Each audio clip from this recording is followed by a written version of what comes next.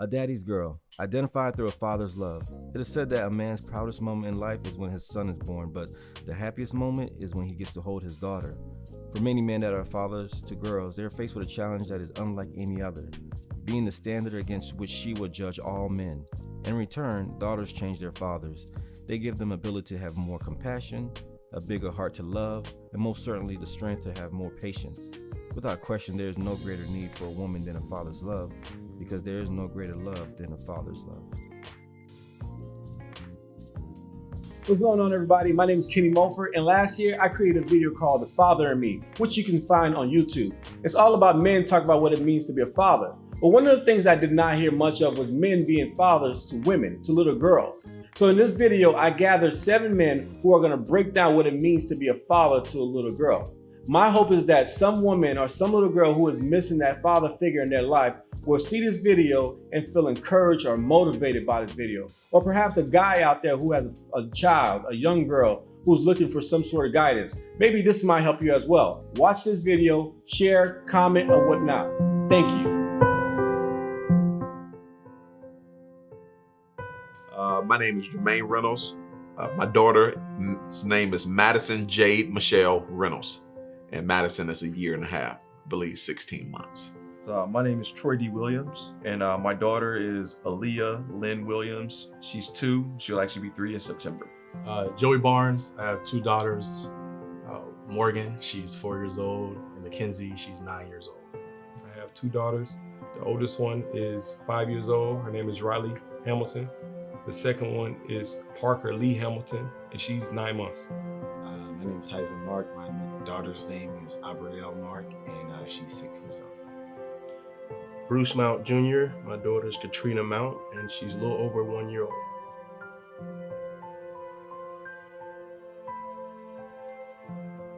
Ooh. Ooh. One of the things that I want to teach her is what I show her, and that is how you should be treated as a young lady, especially from a man. But I think bigger than that, though, like self-confidence you should walk in as a woman. And I think her mom will be able to teach her more than I will. I think I'll be able to come in and affirm it, but her mom was just confident. Her mom is just confident. And if Madison can develop that type of confidence to where, whether she's in a relationship or whether she's single, she's content with who she is, she's confident in who she is and who God created her to be, I think I would have succeeded as a father. So I would say the main things I want to teach my daughter is 1, to be independent, 2, to be a free thinker, have her own mind, and 3, just not to be a follower. Because those things set like a solid foundation. If she has those 3 things, then I know all the other qualities that she'll need to succeed in life will all stem from those things. I think for me, I want to make sure, I want to teach them the same things I would teach them if I had sons, right? I want to teach them all the things that I didn't know until late. I want to teach them, about wealth. I want to teach them how to build. I want to teach them how to, be self-sufficient, without a partner. So whether I had a son or a daughter, I would want that for them. I think the biggest thing I want to also teach them as women is to have a voice, to not mute themselves for a man. I think that a lot of women can sometimes do that, in order to catch a man, get a man, keep a man, etc. But I want them to be strong women, strong-minded, strong-willed, and have a man that loves them for those qualities. The main thing I teach my daughter is I tell her to be wise in every decision that she makes. Before she make a decision, think about it. Even call me or call her brother or any male figure that's around that can help guide her to making a better decision. Because with women, what I've learned growing up, it's all about the decision that they make that affects them later. So decision making is one of the key elements that I instill in my daughter. Couple of things is be kind to others. That's one thing that we try to harp on at home, to be a good human, right? And that's one. Number 2, one of the things I want to instill in her is hard work ethic, make sure that she can be someone, strong like her mother, very successful. So, yeah. The main thing I would like to teach my daughter is just to have balance in life.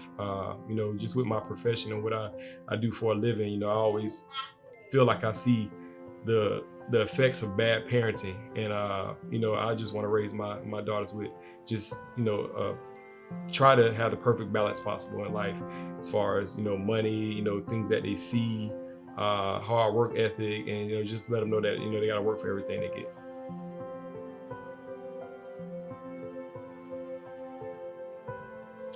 It's interesting with my daughter being so young, I'm still learning so much about what it takes to be a father. The emotions that were uncovered as soon as she entered this world are things that I can't put into words. Just the fact of wanting to make sure that she's secure as long as, as well as my wife and the entire household. But it's just this heightened sense of security, of anxiety that I have, knowing that not only am I responsible for my wife, but now for shaping and molding a beautiful daughter. Unlike most men, I kind of felt like I was always going to have daughters. So, when I had my first daughter, I was ecstatic. I was happy. Sometimes you kind of feel like, how your relationship is. I felt like from my relationship with my wife and, how we move around, I felt like we needed a daughter, definitely as our first child. So I was very happy by having a daughter. You know what? I was a little shocked, right? Because I'm looking at the sonogram and they're like, oh, this baby's kicking, look at the heartbeat. And I'm like, yeah, that's my boy right there. And boom, said it's a girl. And I'm like, oh, okay. I was happy for a healthy baby, right? And actually, it's been the best thing that ever happened to me, right? Having a daughter first. Daughters care about their dads. They care about the family. She treats her brother right. So I really couldn't ask for a first baby, a boy, girl, but I think girls are great. Oh man, I was on the edge because I always grew up saying, most players end up having girls when they first go around, and I always heard the horror stories. I was kind of out there when I was growing up. So when I had a girl, I embraced it, and there's no love that a daughter's love can give to a father. It's like it's an instant bond that I learned to accept, and it grew on me. And now I wouldn't do anything different.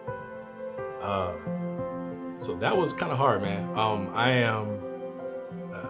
a only son, and I have a family full of women. So all my life I wanted sons. I'm actually the last born, so I've always had that responsibility in my head that I need to have a son to keep on the family name. So it wasn't the plan. The plan was I was gonna have a boy. I might have two, and so it hit me kind of hard to find out that I was having a daughter. But the biggest thing was I didn't know if I could raise a daughter, right? I felt like I knew what I needed to do to raise a son. In fraternities, you're the big brother, you're the little brother. I coach football, I play football. I know how to deal with men and boys and, what needs to happen to raise them. For a daughter, it's like, what can I do? What can I contribute to make them, be women? Those are my concerns. Joy and happiness. It was joy and happiness because the funny thing is I had two boys already, and my wife, she really wanted a daughter, and my wife is like relentless when it comes to this stuff. So I was just praying to God, please let it be a girl so we don't have to have any more after this, because my wife, she's the type where we would have to go like 4 or 5 kids. She would have wanted to keep trying. That's how I really feel. So when we had the daughter, I was like, it was joy and happiness and a lot of relief. I was extremely happy, but one of the reasons I was extremely happy is because my first child was a son. And I didn't know that I would ever be able to love a kid the way that I love my son. When I watched my wife give birth to him and I held him, like I didn't think anything could ever compare to that. And even when my wife was pregnant again, I was like, oh man, hopefully it's a girl so I could, have the same type of love that I have for my son. Man, when Madison was born, I experienced the same type of love. And to this day, man, I find myself allowing Madison to get away with a lot more stuff than I allow my son to get away with. And but it's a love that you really can't even explain, man. And when I held her for the first time, man, it was like I was a new parent all over again. And it's a feeling I wouldn't trade for the world.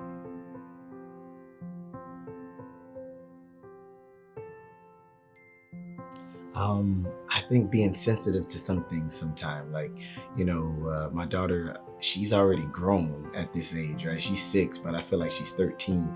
And there's just sometimes I feel like I can connect with her at 6 years old already. So I feel like there's going to be times when she gets older that I'm not going to be able to connect with her as well. So I just really think it's connecting or trying to see her point of view already at this age. So I think there's going to be a lot of headaches in my future.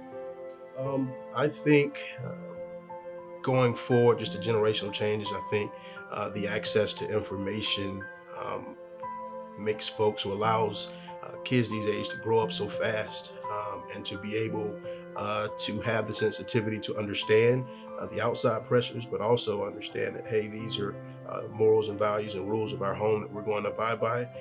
And I think it's going to be a delicate balance. Some of the challenges with me is just, I guess I become a big softy with my daughter. Like with my sons, it's easier for me to discipline them, if they get out of line. But with her, it's like, man, like if I raise my voice a little bit, she'll just start crying. That's like, oh, then it breaks my heart. And it's like just finding that balance to like put the right amount of discipline, but just to be her dad as well. So that's been very challenging for me. And my wife, she gets mad. She's like, no, you can discipline her just like you do your son, but but yeah, it's hard for me to like yell at my daughter. She's like, it's like she can do no wrong in my eyes.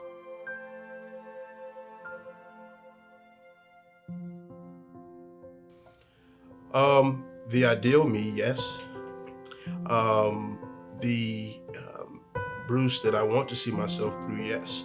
But I think at this point, someone who is God-fearing doesn't necessarily mean perfect. It just means that you know that there's a higher being that you have to, that's looking over you even when you're by yourself.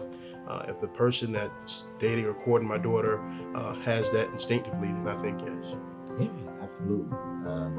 I would want her to find a man that is going to treat her right. I would want her to find a man that is going to take care of her and her family, her kids, and be loving, doting. And yes, I would love for her to find a guy like that. No, not at all.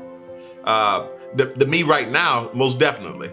But thinking about the time that she will start dating and where I was when I started dating, no, she don't need to mess. If his name is Jermaine, I'm gonna tell her leave him alone.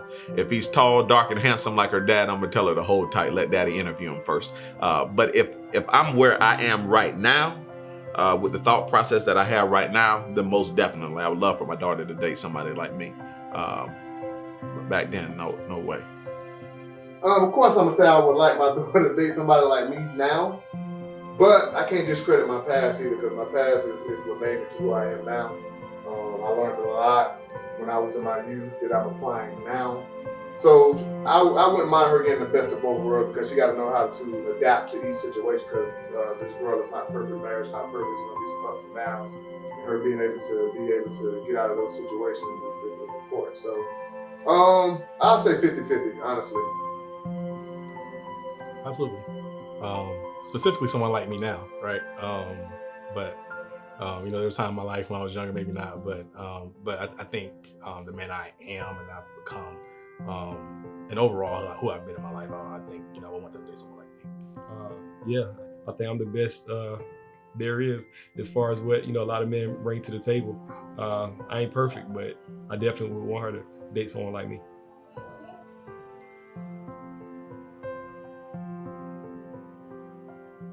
Again, if they're women of faith or spirituality, to look to something within themselves, or I'll take that back, to look towards that higher being. If they are God-fearing, if they're Christians or whatever faith they believe in, to really hone in and to really get comfortable with that. Because at that point, if you're looking outside of yourself or towards a man to validate you, then you'll never find it. One of the things that I would say is to find, I want to say find, because I don't really want you searching out organic male relationships, because that can be troublesome as well. But if God gracefully sends a male in your life, whether it's a stepfather, whether it's think I would just say to women that the man that you're dating can't replace that relationship with your father, whether you had it or not. He can't be your dad. You can't look for him to fill those voids.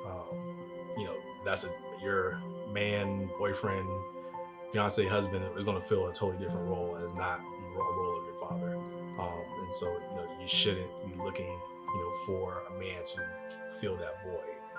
That's something you got to work on within yourself, because ultimately you being your best self is help you get the best man for you. Okay, so for women, for girls who've grown up without a father and they just had a mother raising them, I guess I've seen different situations there. Sometimes you have a really strong, independent mother that can teach them certain things. The advice I would tell them is, know your worth. Know your worth in this world, and a man should always treat you with respect. A man should never put his hands on a woman. A man should not talk to you any type of way. And as a woman, you have to, I guess, carry yourself in such a way to attract what it is you do want. All right. So if you want a sophisticated man, someone who's about his business and stuff like that, you can't be a thought. You can't be like, oh, it's twerking and stuff, and then posting on social media twerking, and then you're asking like, why can't I find a good man? You kind of have to mold yourself into that person to attract that type of person that you would like to be with. So yeah, just know your worth, man. And yeah, that's it. That definitely hits home because my wife never met her dad. So raising two girls, the wife that never met her dad in a home where she has both of her parents is definitely a good thing, because she sees the difference in what my wife would say as opposed to living with me and being there. But just don't take it out on all men. You know what I'm saying? Whoever the dad wasn't there for a certain reason, sooner or later you got to move on, and you got to give everybody a shot. Women, if you don't have a father figure, try to get around a male role model that means well, that doesn't want anything in return, that maybe have daughters that they instill in, that they preach in, because you need that father figure, because a lot of women these days walk around with father issues. And it goes into the marriage, and it goes into the everyday life. So I would say if you have an uncle or a close friend or somebody you can call for advice and talk to and get honest feedback on, I would definitely migrate to the